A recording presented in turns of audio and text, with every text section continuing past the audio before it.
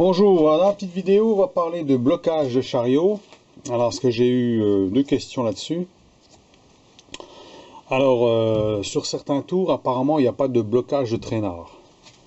Comme sur le mien, ici, là, il y a une vis ici, là, qui sert pour bloquer le traînard. Et quand on bloque le traînard, eh ben, ça bouge pas. Si on force, ça bouge quand même. Bon. C'est vraiment un blocage, c'est qu'une pince en fait. Vous avez un système sur le côté là, qui appuie sur le banc et qui empêche le traînard de bouger. Mais ça a ses limites, c'est comme tout. Ça veut dire qu'il pourrait quand même reculer, si vraiment il y a un effort. Donc il y a ça. Et aussi le blocage, j'avais montré aussi la petite vis qui se trouve là, qui bloque le chariot du dessus. On bloque, on débloque. Ah, si on bloque à la clé, bon, il bouge beaucoup moins. Là, je le bloque à la main. Souvent, je le fais à la main. Ça suffit pour durcir. Quand on manœuvre, quand on usine une pièce, par exemple, puis on ne veut pas que ça recule. Voilà. Ou qu'on veut le bloquer complètement si on veut. Donc, alors, avec ces deux blocages-là, normalement, ça ne devrait pas bouger. Normalement. Mais ça a ses limites. Surtout si on n'a pas de vis de traînard.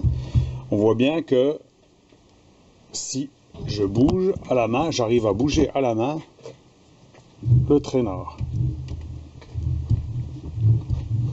Donc quand on veut faire du tronçonnage ou quand on veut usiner avec le petit chariot au-dessus en travers, on peut avoir le traînard qui recule. Alors bon, si on n'a pas de vis de blocage là, il y a plusieurs solutions. Soit qu'on bloque derrière avec une butée, on met une butée par là par exemple, comme j'ai fait, on met une butée derrière pour éviter que ça recule. Mais bon, il y a un truc tout bête qu'on peut faire, c'est à la limite, on peut se servir de l'avance auto. Voilà, parce que l'avance auto, c'est un bon frein en fait. Donc, on l'embraye. Voilà. Et là, ça bouge plus du tout. Alors, vous allez me dire, bah oui, mais si tu mets l'avance automatique, ça va avancer. Forcément, quand tu vas mettre le tour en route, oui et non. Oui, ça dépend. Voilà.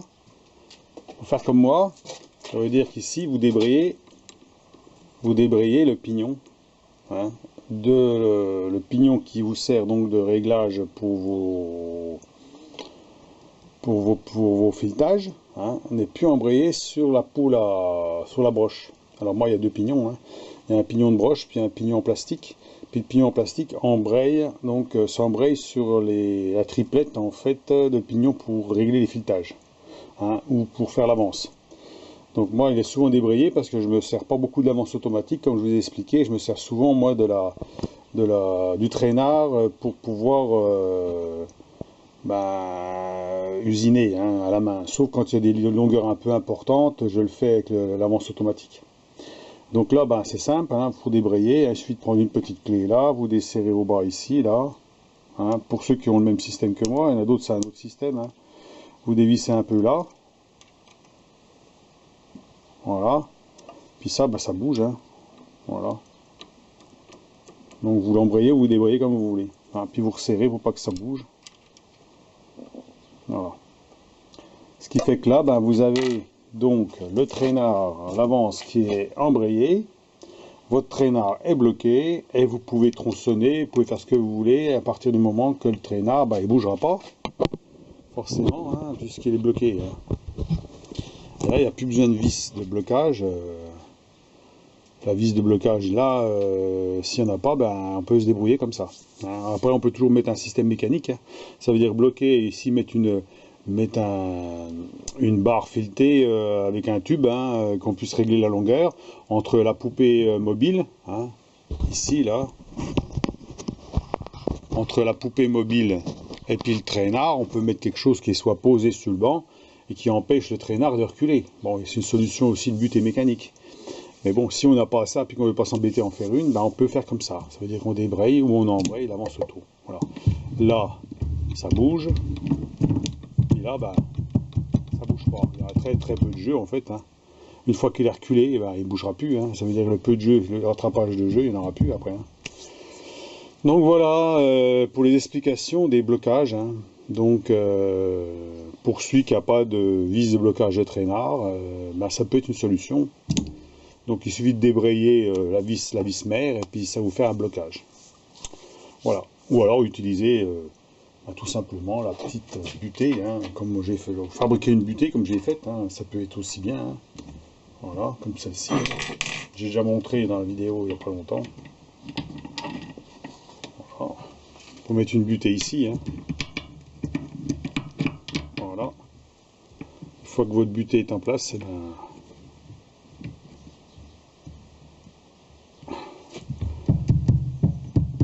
voilà, ça bloque, ça empêche de reculer.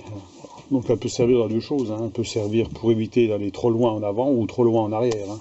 Donc il y a deux possibilités, donc voilà. Soit une butée, soit une barre, soit vous mettez l'avance auto, il y a plusieurs solutions.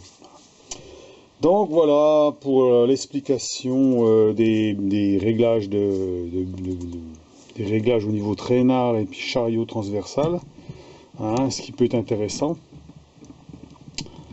Parce que souvent si le traînard bouge, bah, ça peut être embêtant parce que quand on utilise le petit chariot du dessus, bah, si y a un effort important au niveau de l'outil, bah, le traîneur va reculer. Bah, forcément il va reculer, ce qui fait que vous avez l'impression d'usiner, puis en fait on n'usine pas en fait.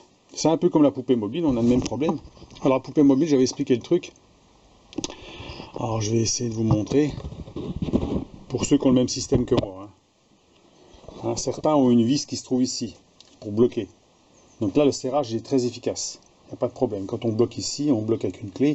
Donc là, on ne bouge pas. Par contre, moi, j'ai un blocage comme ça. Hein. Alors, le blocage comme ça, si on le règle mal, eh ben, au niveau du perçage, votre poupée mobile va reculer. Parce qu'en fait, elle ne sera pas suffisamment serrée. Donc ici, il y a un réglage. On peut régler plus ou moins la force ici. Donc en dessous, on a une vis ici, là, une vis qu'on desserre légèrement, ou on serre légèrement, pour que le levier soit à peu près à mi-course. Comme moi, je force comme ça, je suis à mi-course. Si je vais trop loin, eh ben, mon levier aurait tendance à vouloir aller trop bas, et à ce moment-là, il va plus serrer comme il faut. Et si je la serre trop la vis en dessous, ben, mon levier va être trop comme ça, et là, ça ne va pas serrer non plus comme il faut. Donc il faut qu'il soit à mi-course.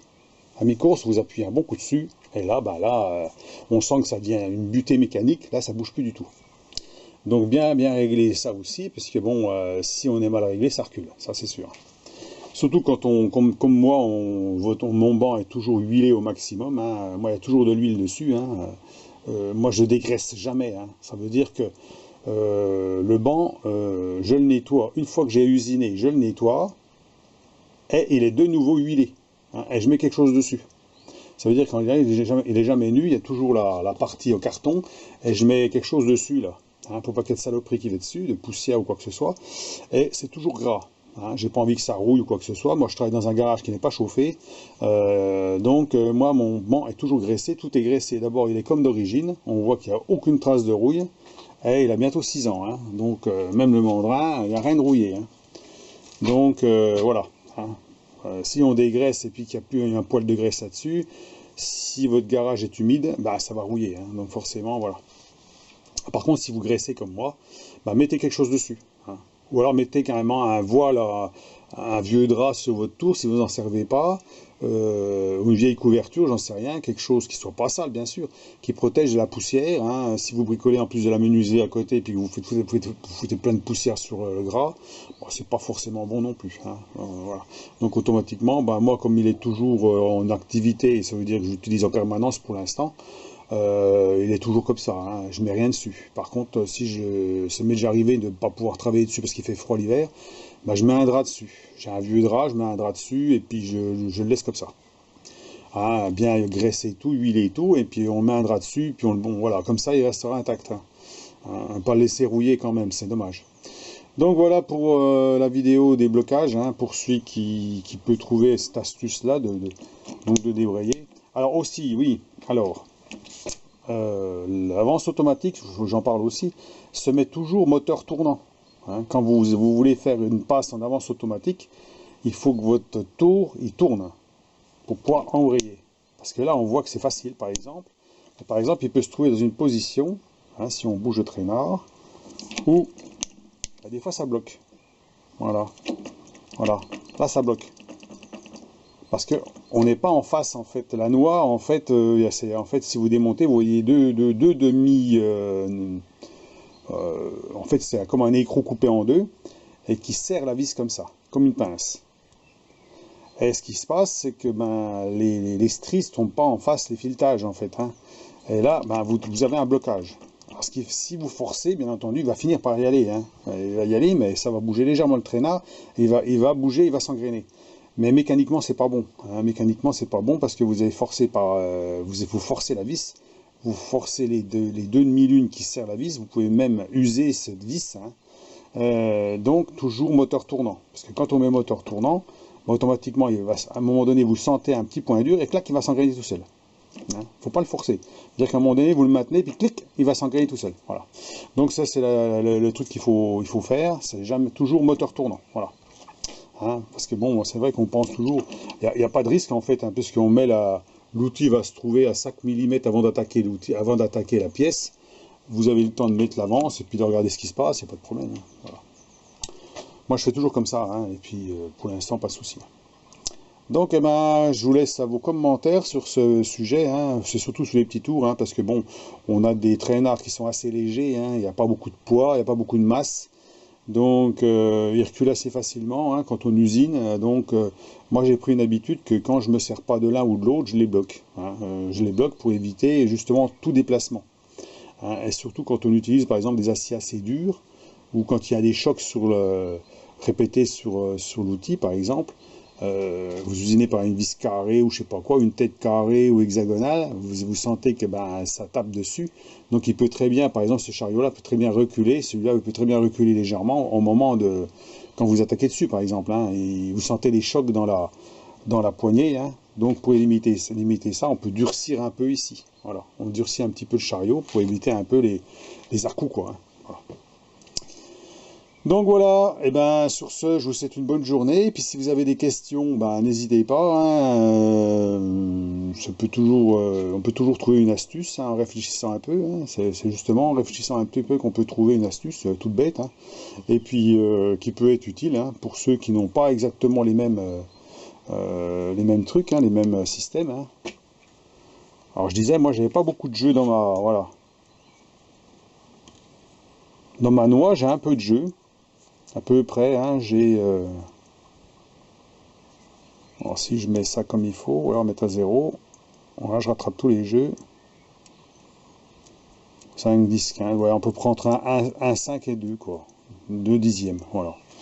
Alors, la noix qui se trouve ici, là, voilà, qui se règle là. Hein. Alors moi, j'ai essayé de la régler plus fort, mais comme c'est un système un peu bizarre, en fait, eh ben, on a un peu de mal à récupérer tout le jeu, en fait. Hein. Donc à un moment donné, il faut changer la noix ou il faut en refaire une autre. Hein. Donc à un moment donné, je serais peut-être obligé de faire ça. Mais bon, pour l'instant, ça ne me gêne pas, hein, parce qu'on travaille tous dans le même sens. De toute façon, alors... bien sûr, il ne faut pas que non plus il y a 2 mm de jeu, parce que là... voilà. Bon allez, bonne journée, au revoir, à plus.